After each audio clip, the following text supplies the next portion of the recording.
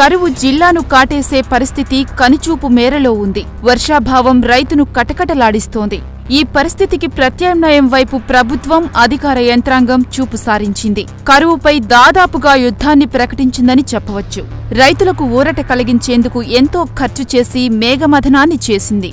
అయితే ఇది అన్ని ప్రాంతాల్లో సఫలమైన దాఖలాలు లేవు. కానీ స్ప్రింక్లర్ల విధానాన్ని పోలిన రెయిన్ గన్ విధానం రైతుల ఆశలు తీర్చే అవకాశం ఉంది. పెద్ద రైతులకే కాకుండా చిన్న, సన్నకారు రైతులకు కూడా ఈ విధానం చేయూతనిచ్చే అవకాశం ఎంతైనా ఉంది.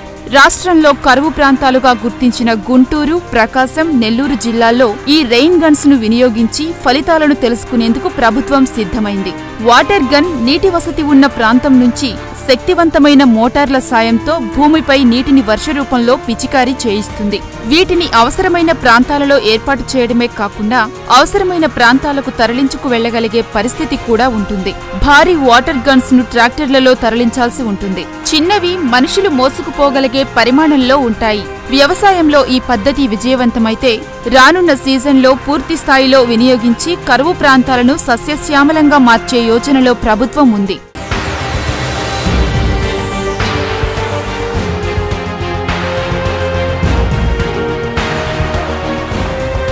వ్యవసాయ శాఖ మంత్రి పత్తిపాటి పుల్లారావు ఈ ప్రక్రియను ప్రయోగాత్మకంగా నిర్వహించేందుకు సంబంధిత కంపెనీల అధికారులతో మాట్లాడారు. 10 లక్షల రూపాయల రెయిన్ గన్ను వాడితే ఎకరా భూమి తడిపేందుకు 50 నిమిషాలు సమయం పడుతుంది. అదే 56,000 రూపాయల రెయిన్ గన్స్ కూడా అందుబాటులో ఉన్నాయి. అయితే వీటితో 3 గంటల 20 నిమిషాలకు 1 ఎకరా తడుస్తుంది. వీటిపై ముఖ్యమంత్రి సమీక్షించి ఏది అనుకూలంగా ఉంటే దానిపై తుది నిర్ణయం తీసుకునే అధికారం ఉంది.